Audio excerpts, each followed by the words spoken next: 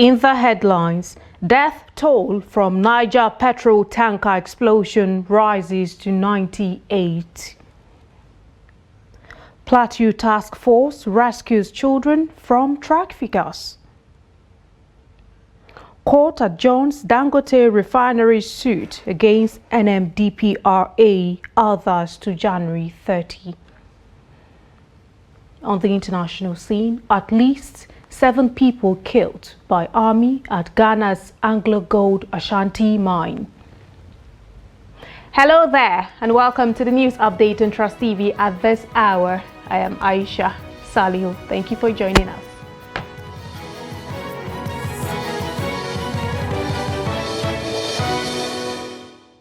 The news in detail. The Director General of the Niger State Emergency Management Agency, Abdullahi Baba Ara, has provided an update on the tragic tanker explosion that occurred in Dikko, Niger State. According to Babara, as of 12 p.m. on January 20, 2025, the death toll had risen to 98, while 69 people have been injured. The explosion also left 20 shops completely burnt, causing significant losses to business owners in the area. In a statement, Baba Ara described the incident as a catastrophic tragedy that has thrown the state into mourning.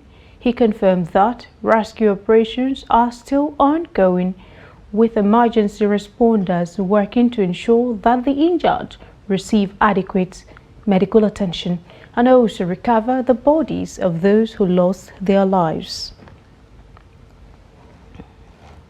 Now, the Plateau State government has intercepted traffickers who allegedly lured underage children from Langtang South local government area of the state for onward trafficking. Confirming the incident, the State Commissioner for Women Affairs, Caroline Panglang Dafoe, said the victims were rescued at the Lagos Park in Jos, adding that one suspect was arrested at the scene. The Commissioner explained that the underage children from Langtang South local government area were intercepted at a Lagos Park in Jos, where they had been scheduled to be way-billed to Lagos to work for an unknown woman. She said an alleged trafficker, Mrs. Manwar Ayuba, was arrested by the Joint Task Force, describing the incident as a crime in the state. I now saw these young tarot girls. I noticed something about them because I now asked, who are they traveling with?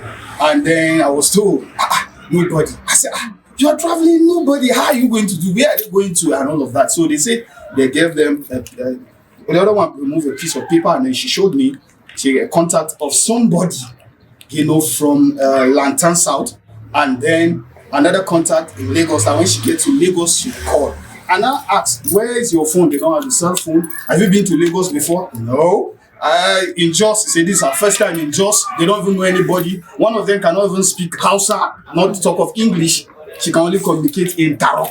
We are very serious about this child trafficking issue.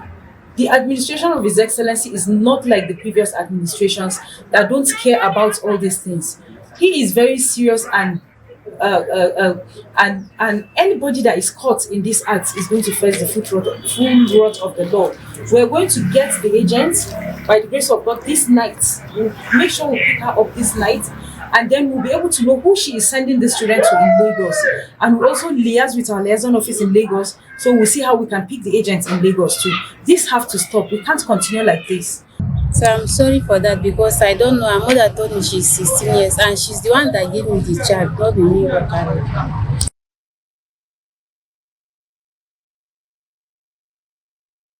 In security matters, the Adamawa State Police Command, in collaboration with local security outfits, has dealt a significant blow to kidnappers in the state, neutralizing one suspect and recovering an AK-47 rifle with 5 rounds of live ammunition.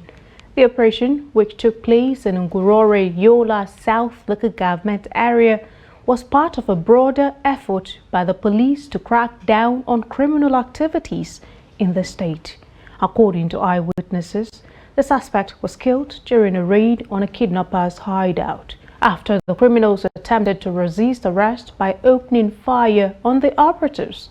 The police public relations officer, SP Suleiman Yahya Ngoroje, confirmed the incident, stating that the operation was a result of a tip-off from reliable sources. The Commissioner of Police, CP Dankombo Morris, has praised the bravery and professionalism of the officers involved in the operation, emphasizing the importance of collaborative efforts in ensuring the safety and security of Adamawa State residents. He said the police are currently working to crack down the fleeing suspects and dismantle their hideouts, and urged residents to provide any information that could lead to the arrest of the kidnappers. Now, former Presidents Olusegun Obasanjo and Muhammadu Buhari are testifying before the International Chamber of Commerce, Paris, France, in connection with the $2.3 billion arbitration proceedings filed against Nigeria by Sunrise Power over an alleged breach of contract by the federal government. Sources confirmed to Daily Trust on Sunday that both leaders are in Paris in respect of the matter. Presidential spokesman Bayo Onanuga had on Saturday night denied reports that the presidency forced some eminent Nigerians to testify in the arbitration proceeding taking place in Paris. Onanuga, who did not deny the existence of the case, said all the eminent Nigerians involved in Nigeria's defense are doing so willingly and out of sheer patriotism and conviction. Obasanjo's media aide, Kehinde Akinyemi, who reportedly told newsmen on Sunday that his principal is currently in France, however, said he was not privy to what took the former leader there. Efforts to reach Malam Garba Shehu, the spokesperson to former President Buhari, were not successful, but other sources confirmed that Buhari traveled out of Nigeria, but could not say whether he is currently in France or another country. Now, some residents of Lagos State have called for urgent reforms in Nigeria's criminal justice system, highlighting the alarming issue of prolonged detention of individuals awaiting trial, even on minor charges.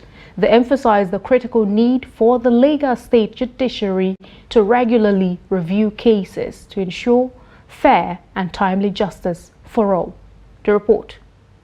Mbani Nicholas Ugochukwu, a victim of the tragic events that unfolded during the EndSARS protests, recounts his harrowing experience of wrongful arrest, prolonged detention, and the deep trauma of awaiting trial. His story tragically reflects a systematic flaw in Nigeria's justice system, where countless detainees endure indefinite imprisonment while awaiting their day in courts, sometimes for years. That Chimezie Ugumba was a guy that I was joined with in the court as a casemate, that we committed the same crime. Somebody I have never seen in my life, I have never met before. When I even asked the boy about his own experience or the reason why he was brought there, he told me his own story, that he's a keke driver, that only that inside his keke he shouted EndSARS, EndSARS inside his keke. They stopped him and started beating him. That is how he saw himself in the police station. So when we were discussing all these things, little did we know that we will be joined together as casemates, just like that. He urges the government to address the systematic failures within the judicial system, ensuring that innocent citizens are not subjected to the injustice of prolonged detention without due process. People that will experience this kind of issue, it will be hard for them to forget. So government should really prevent such things from happening. They really need to make sure that anybody being given charge, they investigate.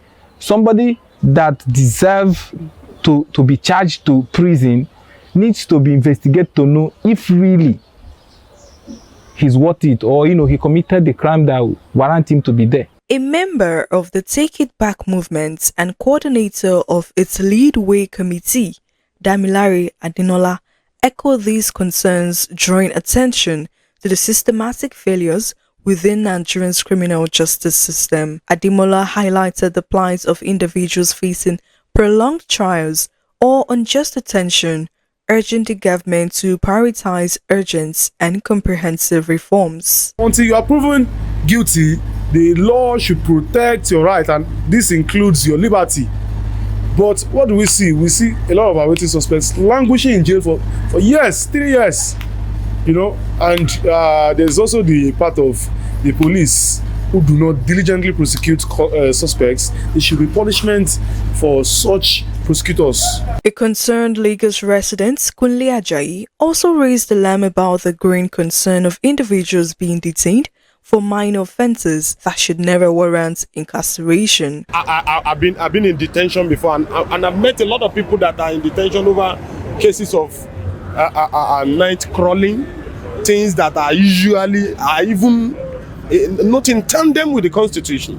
So for me, on awaiting trial and the rest, we need the judiciary to have a section of it that will be constantly and consistently reviewing sentences, reviewing people being sentenced, people getting to prison, reviewing people even detained in police stations and cells. According to them, to address this critical issue, the Nigerian judiciary, particularly within Lagos State, must implement a system of regular case reviews which should meticulously assess the length of time individuals spend in detention, ensuring that justice is not delayed and that human rights are upheld. Now, Justice Inyang Eko of the Federal High Court Abuja has adjourned a suit filed by Dangote Petroleum Refinery and Petrochemicals over a bid to stop the issuance of oil import licenses to some oil marketing companies to January 30th for hearing. The matter, which was scheduled for hearing, did not proceed due to the delay by Dangote Refinery to serve its amended originating summons on the defendants.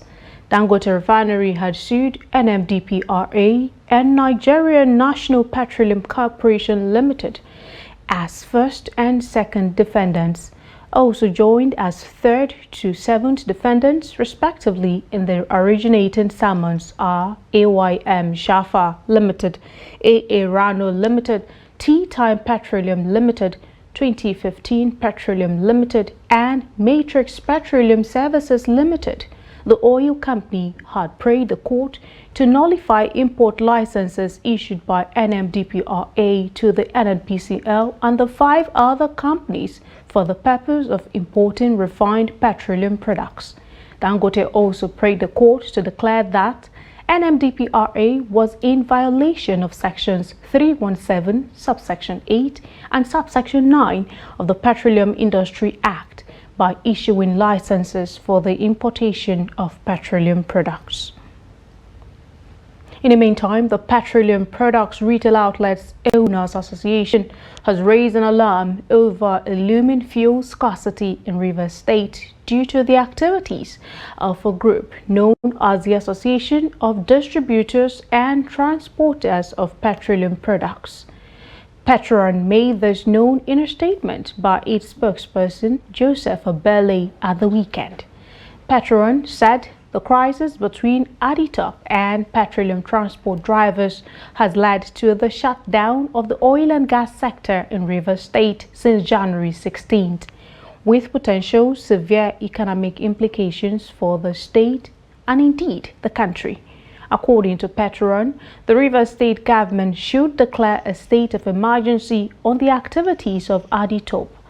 The Petroleum Products Retail Outlets Owners Association is urging the Rivers State government to declare a state of emergency on the activities of Aditop, a new group trying to enter the oil and gas sector without following proper procedures. Aditop stands for the Association of Distributors and Transporters of Petroleum Products, which Petron is concerned is using Rivers State as a testing ground for their nationwide expansion. You're watching the news update coming to you live from Trust TV studios in the nation's capital, Abuja. Coming up ahead. Bauchi Fulani groups urge more earth dams on cattle routes. Plenty more stories after the break. We'll be right back.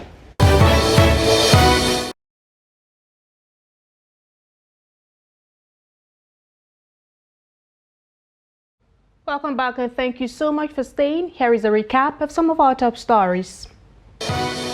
Death toll from Niger petrol tanker explosion rises to 98. Plateau Task Force rescues children from traffickers. And now to other stories. The National Hajj Commission of Nigeria has announced fares for intending pilgrims for the 2025 Hajj.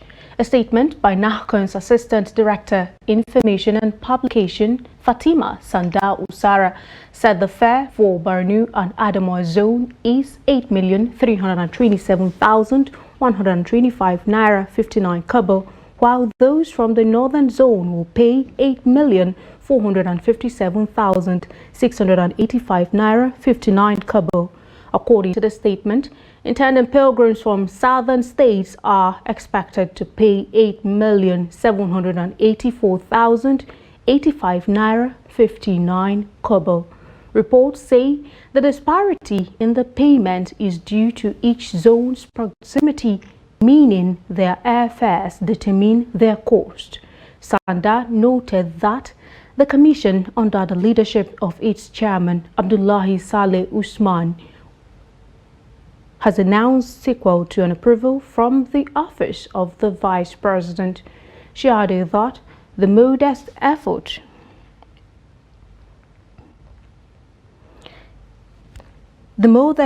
on the fare was reached after extensive consultations to ensure inclusivity in this important decision-making process.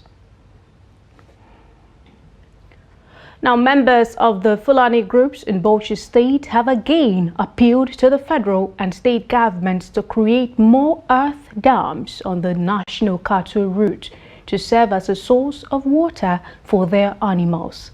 They stated this while reacting to the proposed bill announced recently at the annual livestock vaccination exercise held at Itas Gado local government area. Trust TV's Adamuima completes the report. The Fulani herders, who largely rely on cattle rearing as their major occupation, expressed concern over the proposed bill by the state government to address farmers-herders clash in the state. We do not have clearly defined cattle routes because they have been overtaken by our neighbors. We are constantly on the defense, and accessing drinking water for our cattle is very challenging. We have no choice but to move to areas where the conditions are more favorable for us. However, if the government could create more earth dams closer to us, it will significantly address some of our challenges and improve our situation.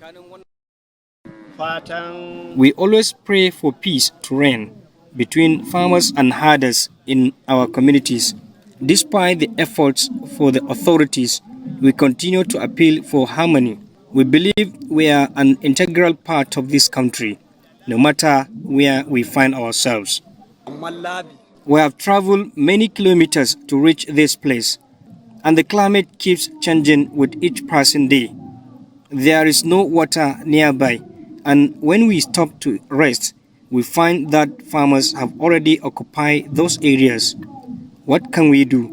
We need peace at all times to move with our cattle. Emir of Katagun, Umar Farouk II, during the exercise advised Fulani herders to always eschew violence and acknowledge farmers as their partners in progress. I urge all Fulani herders to be patient with the state government because a bill has been sent to the State Assembly, and we are hopeful that it will surely reduce tension and grant some of your prayers. No doubt we have been experiencing clashes between farmers and herders, but with these initiatives, it will be a thing of the past. Veterinary experts and stakeholders across the state were in attendance with religious leaders and other neighboring communities at the 2025 livestock vaccination exercise. Adam Imam, Trust TV News, Bauchi. And now to developments in business. Bitcoin surged to an all-time peak of $109,241 ahead of Trump's inauguration ceremony before falling back to around $107,000. The world's biggest cryptocurrency has soared nearly 60% in value since Trump won the presidential election in early November, which saw it surpass $100,000 for the first time at the start of December. It came after he nominated cryptocurrency backer Paul Atkins to head the United States securities regulator, reinforcing optimism that the new president will deregulate the sector. Despite having once branded cryptocurrencies as a scam, Trump changed his stance and was a major advocate of them during his election campaign. With Bitcoin, when Bitcoin reached the landmark $100,000 level, Trump wrote on his Truth social platform, "Congratulations, Bitcoiners, $100,000. You're welcome.